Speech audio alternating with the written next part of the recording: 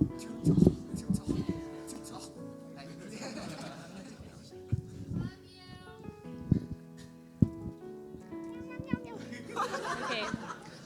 Hello, everyone. My name is Joanna, and I go to Penn. I'm, gra- I'm graduating this May, and I study. This is all winged, but anyway, I study psychology, and I'll be working in Philadelphia this coming year. So when a young buttercup first buds, its calyx clasp still holds tightly in the bud, around the petals. But as the young flower grows, its grasp loosens somewhat in the daytime, but keeps its power to contract during a rainstorm or when nighttime comes. But the central flower, having reached its full maturity, has calyx hands that have folded themselves back, past all power of closing again. The golden crown in the middle is now free to float away when God's time comes. As a personified buttercup flower, I entered college for my 4 years of international school in Shanghai with a tight grip on my friendships, achievements, and reputation. God was a distant gardener who I allowed onto my patch of soil when I called for help during identity crises and difficult circumstances.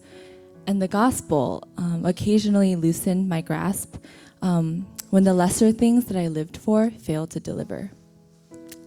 During the fall of freshman year, God pulled the flimsy rug of security from under my feet and introduced new depths of loneliness and purposelessness as I struggled to make friends and barely wade through the success-driven, pre-professional environment that was Penn. The calyx clasp was being gently prodded open, and God opened my heart to recognize amazing grace. That it was while I confined God to a role of a gardener who came at my beckoning, and it was while I rejected his lordship over my life that he loved me. But God demonstrates his own love for us in this. While we were still sinners, Christ died for us. Romans 5:8.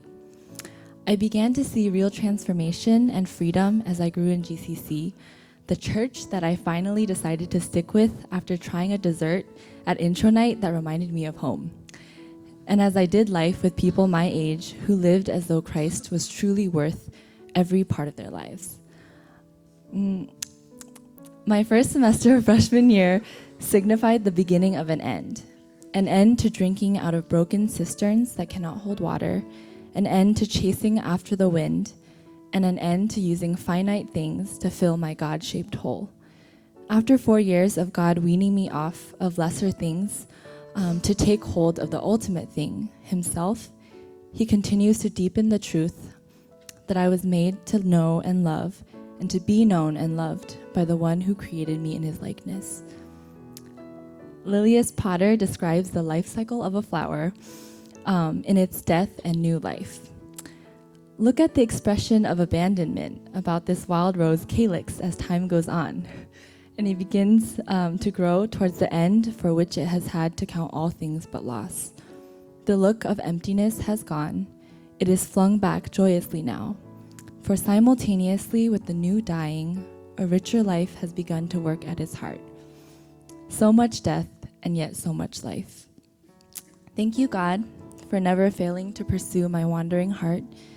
And thank you, GCC, for being a community that counts all things but loss compared to the all-surpassing worth of Christ.